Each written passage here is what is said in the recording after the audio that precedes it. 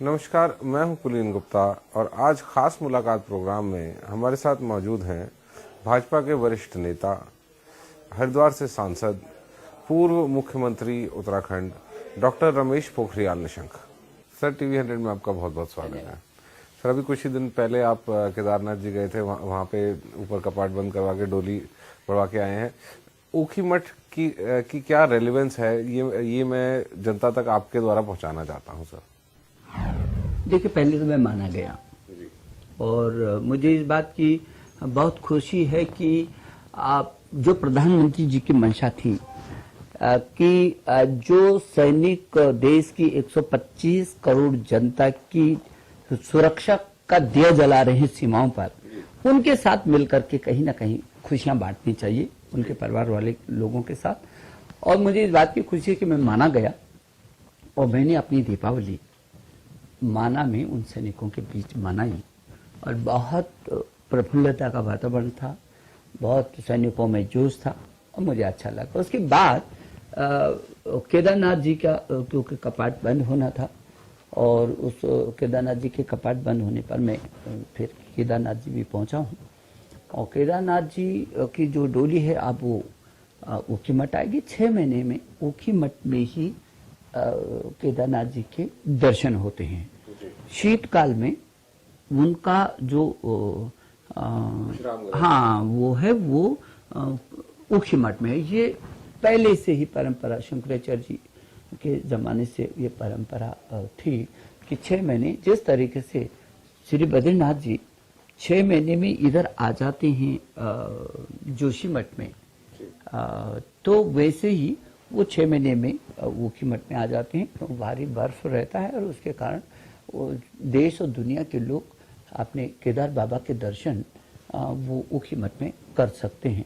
तो ये उसके पीछे हमेशा, ताकि लोगों को 12 महीने केदार बाबा के दर्शन हो सके।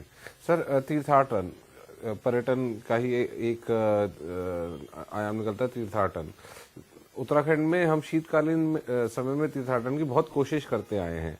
क्या उसमें कहीं ना कहीं हमें कामयाबी मिलनी शुरू हो रही है और क्या कुछ और करने की आवश्यकता है? पहले तो मैं ये कहूंगा कि पूरी दुनिया में, धरती पर ये उत्तराखंड बिल्कुल अद्भुत है। आध्यात्म की दृष्टि से जो तीर्थाटन आपने शब्द कहा यात्रियों के लिए, वो जो आध्यात्म की धरती है, ये पूरी दुनिया की राजधानी है। इसमें तरंगे पैदा होती है। जो भी दुनिया का इंसान उत्तराखंड की धरती पर आता है, इस देवभूमि में उसका मन भी उसी तरीके से होना शुरू होता है। इसलिए आपने देखा होगा, दुनिया का व्यक्ति जब हताशा और निराशा से होकर के गुजरता है, तब वो उत्तराखंड की धरती पर आकर के एक नया जीवन लेकर के वापस जाते हैं। इस धरती का परिवेश है। हम जरूर चाहते हैं कि पूरी दुनिया के लोगों को इसका लाभ मिले, लोगों को महसूस हो, एहसास हो। एक तो प्रकृति ने बेशुमार सौंदर्य हमको बिखेरा है। प्रकृति का जो सौंदर्य होता है उसमें भी आकर्षकता होती है, रचना होती है, उसमें निर्माण होता है। प्रकृति, आपने देखा होगा जी, बहुत खूबसूरत फूलों को आप देखते हैं, फूलों की घाटी में लोग जाते हैं, वो उनको लगता है कि स्वर्ग मिल गया। बहुत खूबसूरत यदि जंगल में जाते हैं, घनघोर जंगल में जाते हैं, तो प्रकृति की जो छटा है वो आदमी में निर्माण पैदा करती है, अंदर से नई सोच और नए विचार को देती है। इसलिए जो उत्तराखंड का जो परिवेश है वो पूरी दुनिया का, देश का नहीं, पूरी दुनिया में अलग है। लेकिन जो आपने कहा, इसीलिए मैं भी सोचता हूं कि इसको विशुद्ध तरीके से इसको धरती का एक ऐसा उपहार के रूप में रखना चाहिए, धरोहर के रूप में उत्तराखंड को, कि उसका कैसे करके लोगों के जीवन के लिए उपयोग हो सकता है। और मैं प्रधानमंत्री जी का बहुत आभारी हूं कि उन्होंने, और नितिन गडकरी जी ने, उन्होंने 12,500 करोड़ रुपए का एक ऐसा पैकेज दिया जो 4 धाम महायोजना के नाम से है। ये चारों धामों को सशक्त तरीके से जो परिवेश है इसका, यातायात का है, जो उसकी सुरक्षा का है, वो देश और दुनिया का आदमी निश्चिंत होकर के इन चारों धामों को दर्शन कर सकता है। तो एक तो चारों धाम है, बद्री, केदार, गंगोत्री, यमुनोत्री, हेमकुंड साहिब, उसका अपना पूरी दुनिया का सिख समाज हेमकुंड साहिब में आता है। इधर ही पीरान कलियर है और उधर रीठा साहब है, उधर कैलाश मानसरोवर है। तो यदि देखेंगे आप तो उत्तराखंड में विविधता है। अब जो आपने शीतकालीन कहा है, ये भी हमारा आकर्षण है। शीतकालीन क्रीड़ा का अपना अलग ढंग है। अब ओली में मुझे मालूम है कि 2010 में हमने दक्षिण एशियाई गेम करवाए थे यहाँ, पहली बार देश के अंदर हमने। पर वो बार-बार नहीं करा पाए सर। अब वो बार-बार नहीं करा पाए, बार-बार पता नहीं क्या कोई कठिनाई रही होगी गवर्नमेंट के सामने, लेकिन मैं समझता हूँ हमने सफलतापूर्वक यदि संपन्न कराया पहली बार और पूरी दुनिया में उसका संदेश गया, तो गवर्नमेंट को मेरा सुझाव है, उत्तराखंड गवर्नमेंट को उसको कराए, वो उसमें कोई दिक्कत नहीं है। हमारे पास जो ओली का है वो शीतकालीन क्रीड़ा का बहुत महत्वपूर्ण स्थान है। कश्मीर की जो वादियां हैं उससे भी बेहतर हमारे ओली का है, जो गोरसों तक हम जाते हैं। मेरा सौभाग्य रहा है कि मैं पर्वतीय विकास मंत्री था जब उत्तर प्रदेश में, तब मैंने उसका उस विजन के साथ उसको आगे बढ़ाया। और जो गोरसों तक हम यदि जाते हैं तो उसके बराबर पूरी दुनिया में ऐसा स्थान नहीं है।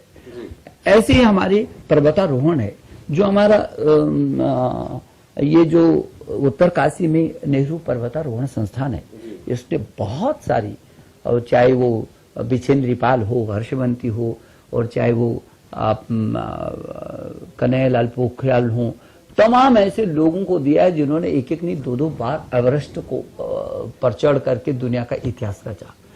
और इसलिए बहुत सारे लोगों ने विभिन्न इन जो नाम है इन्होंने और भी चोटियों को अलग अलग स्थानों पर किया। तो एक तो उसका आकर्षण है। और जो जल क्रीड़ा है हमारा, हमको यदि देवप्रयाग से आप देख रहे हैं कि यहाँ आधी दिल्ली तो यहीं पड़ी रहती है ऋषिकेश में। शनिवार और रविवार को जो ये राफ्टिंग वाला है। और हमारे पास टेहरी की जो झील है वो विश्व के एशिया की वो नंबर 1 ऐसी झील है जो 65 वर्ग क्षेत्र में है। 65 किलोमीटर वर्ग क्षेत्र, बहुत बड़ी झील है, बहुत बड़ी है। उसपे तमाम प्रतियोगिताएं हो सकती हैं जल क्रीड़ा की, हिम क्रीड़ा, जल क्रीड़ा और पर्वतारोहण, ये 3 चीज। और चौथा जो ट्रैकिंग है, जो आध्यात्म का ट्रैकिंग है, प्रकृति और आध्यात्म दोनों जोड़ कर केवल उत्तराखंड की धरती पर है। और इसलिए इसका उपयोग हम बेहतर तरीके से दुनिया के लोगों को करना चाहिए। उससे 2 चीजें हैं, दुनिया के लोगों को खुशी मिलेगी और हम इस राज्य को सशक्त तरीके से आर्थिक संसाधन पैदा हो। आप कह रहे हैं धार्मिक ट्रैकिंग से क्या रेफरेंस है आपका? धार्मिक ट्रैकिंग किस प्रकार? पुराने जमाने में जब लोग पुराने रास्ते से, हाँ, पुराने जमाने में जब लोग जाते थे, जैसे अभी भी जब केदारनाथ लोग जाते हैं तो जो लोग पैदल होकर के केदारनाथ पहुंचते हैं उनको अद्भुत आनंद आता है। जो आखिर का जो आनंद आता है उनको, क्योंकि आनंद केवल केदारनाथ जी का ही नहीं, आनंद एक एक कदम पर उन प्रकृति के सौंदर्य का है जिसपे खून और पसीना बहा करके वो प्रकृति के साथ आत्मसात करता है। तो वो जो उसके अंदर की जो प्रकृति के अंदर की जो खुशी है उसके मन में आती है, समाती है, और वो अपने को दिव्य महसूस करता है। केदारनाथ पहुंचते पहुंचते उसको लगता है मैं कुछ मेरे अंदर आ रहा है। तो जो लोग केदार बाबा के दर्शन करने के लोग तो सभी जाएंगे और उनका लाभ भी लेंगे, उनका आशीर्वाद भी लेंगे, लेकिन जो लोग ट्रैकिंग करके जाते हैं उनका तो आनंद का अलग ही दृश्य है।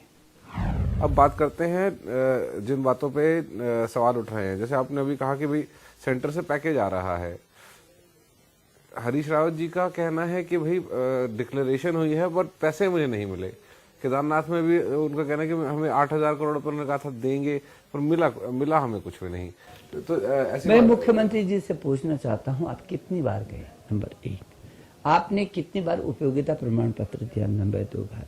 ये जो आपदा प्रबंधन के लिए केदारनाथ पर जो 7,500 करोड़ का पैकेज आपके लिए है, उस पैकेज के हिसाब से आपने कहां खर्च किया? तो आप तो उसका हिसाब भी देने को तैयार नहीं है, तो आप क्यों कह रहे हैं? क्यों गुमराह करें आप लोगों को? अच्छा नहीं है। मैं सोचता हूं मुझे ये कहना नहीं चाहिए, लेकिन मैं कहना चाहता हूं कि स्टेट गवर्नमेंट की स्थिति बहुत ही चिंताजनक है। और ऐसा लगता है कि बड़ी दया से आती है इस गवर्नमेंट पर कभी कभी। तो क्या बोलते हैं, करते कुछ है नहीं, केवल रोते रहते हैं। और वो भी केंद्र का पांव भी फिसल रहे तो कहते हो कि केंद्र कुछ नहीं कर रहा है। आपने कितना उपयोग किया है बताएं, और दूसरी बात आप कह रहे हैं कि 12,000, आपको पता नहीं कि उसके 700 करोड़ तो जारी हो गए, आपको यही पता नहीं है। यदि किसी प्रदेश के चीफ मिनिस्टर को यही पता ना हो कि पैसा कितना जारी हो गया और आप कह रहे हैं कुछ भी पैसा जारी नहीं हुआ, तो प्लीज अपने अधिकारियों को थोड़ा सा समझाइए, उनको बताइए कि वो गलत रिपोर्टिंग चीफ मिनिस्टर को न करें। सर दूसरी बात वो ये भी कहने की है कि भाई गडकरी जी ने भी कहा था कि रोडों के लिए बहुत पैसा देंगे, उसमें से भी कोई बहुत ज्यादा पैसा देखने को नहीं मिला।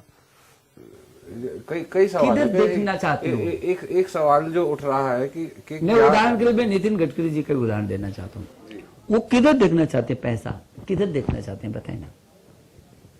क्योंकि जब कांग्रेस की गवर्नमेंट थी तब 503 करोड़ रुपए केवल मिला और आज 1632 करोड़ रुपए पिछले वर्ष जारी नहीं के काम हुआ जमीन पर। किधर देखना चाहते हैं साहब, मुझे बता तो दीजिए, मैं दिखाता हूं ना, हाथ पकड़ के दिखा लूंगा कि किधर है पैसा, किधर लगा हुआ है पैसा। हाँ, स्टेट गवर्नमेंट को बंदर बांध के लिए वो पैसा नहीं दिया, वो बहुत अच्छा किया। यदि आप ये समझते हैं कि स्टेट गवर्नमेंट को बंदर बांध के लिए देना चाहिए तो कम से कम केंद्र सरकार को साहब हम ये सुझाव नहीं दे सकते हैं, क्योंकि आपकी तो जो पैसा आपके माध्यम से जा भी रहा है वो उसका भी उपयोग नहीं कर रहे हैं आप। तो यदि केंद्र सरकार सीधा उसको कर रही है और अपनी एजेंसी से करवा रही है तो जमीन पर देखिए ना। सर अब बात करें आगामी चुनाव की, जो आई गए हैं महीने डेढ़ महीने में आचार संहिता तक लगने की बातें होनी शुरू हो गई हैं, तो अब कई सवाल चुनाव से जुड़ के चलते हैं। एक तो भाजपा की पोजीशन वर्सेस जो 10 व्यक्ति कांग्रेस पार्टी से भाजपा में आए।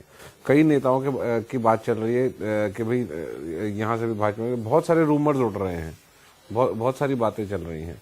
आप ओवरऑल भाजपा की पोजीशन इन सारी बातों को लेते हुए किस प्रकार देख रहे हैं? एक सवाल जो आ रहा है कि भाई मुख्यमंत्री का चेहरा कौन होगा? आप पूर्व मुख्यमंत्री हैं, आपसे सीनियर जो 2 मुख्यमंत्री रह चुके हैं उन दोनों की भी रिटायरमेंट की जा चुकी है। आप ही एक पूर्व मुख्यमंत्री है जो एलिजिबल हो जाते हैं। उसके अलावा क्या नए चेहरों के भी आने की बात हो सकती है? अगर आप एलिजिबल है तो आपका चेहरा क्यों नहीं फ्रंट में किया जा रहा? आपने 2-3 चीजें कुलीन जी मिला मेरे मन में काफी बातें थी, मैंने एक साथ कह दी। तो आपके मन में काफी उथल पुथल है और राज्य की उथल पुथल में आपके सामने ला रहा हूँ। जी जी तो कुलीन जी मैं दोनों तीनों चीजों को यदि ये कहूं कि वर्तमान में क्या परिस्थितियां और चुनाव आने वाला है और लोग क्या सोच रहे हैं और हम क्या सोच रहे हैं, सच तो ये है कि जो हम सोच रहे हैं वही लोग सोच रहे हैं। उसके कारण है कहीं जिस तरीके से राज्य चौराहे पर खड़ा है, जिस तरीके से आप एक भी जवाब देने को तैयार नहीं है, जिस तरीके से एक काम को भी प्रमाणित तरीके से धरती पर की रणनीति करने को तैयार नहीं आप, जिस तरीके से आप ये सरकार कह रही है कि हमारे पास वेतन देने के लिए भी पैसा नहीं है, एक और मुख्यमंत्री कहें कि वेतन देने के लिए भी पैसा नहीं है और दूसरी ओर ताबड़तोड़ घोषणा पर घोषणा करें, तो कोई भी आदमी सहज तरीके से, छोटा सा भी आदमी, सीधा सा सपाट आदमी भी इस अर्थ को लगा लेगा। बताओ कैसी गवर्नमेंट है जिसके पास पैसा तो वेतन देने के लिए है नहीं और घोषणा पर घोषणा कर रहे? क्या मूर्ख समझ रखा हमको कि जेब आपकी खाली और बोल रहे खाली जेब है? तो जब जेब खाली है तो घोषणा क्यों कर रहे हो? तो काम तुमको करना ही नहीं। कंगाल हो रखी है गवर्नमेंट, क्यों कंगाल हुई है? क्यों? आखिर ये राज्य इतना महत्वपूर्ण राज्य था, हमने तो तब राज्य चलाया जब इसकी राज्य निर्माण हुआ था और इसके खाते सीज हो गए थे, शून्य से हमने शुरू किया, तो भी हमने अपने कर्मचारियों को समय पर वेतन दिया। और आज आप कह रहे हैं वेतन देने के लिए पैसा नहीं है। कुप्रबंधन है आपका, वित्तीय कुप्रबंधन बोलते हैं इसको। सर ये कांग्रेस की बातें हो गई, आज जो बीजेपी की बात है, मैं दोबारा एक एक करके चलिए पूछता हूँ। मैं सबसे पहले सवाल पूछता हूँ कि कांग्रेस से छोड़ के भाजपा में लोग आए हैं, भाजपा के अंदर असमंजस है इस बात को लेकर, इस पर आपका क्या कहना है? कोई असमंजस नहीं है। भारतीय जनता पार्टी पूरी दुनिया की सबसे